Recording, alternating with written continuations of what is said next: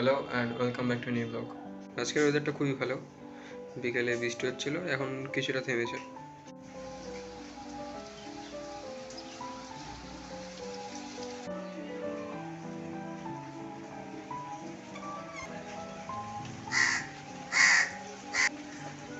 এখন আমার বিকেলের রুটিন, ফার্স্টে ডিআই, তারপরে ইংলিশ ভোকাবুলারি প্র্যাকটিস করা, তারপরে আজকে আইপিএল দেখবো।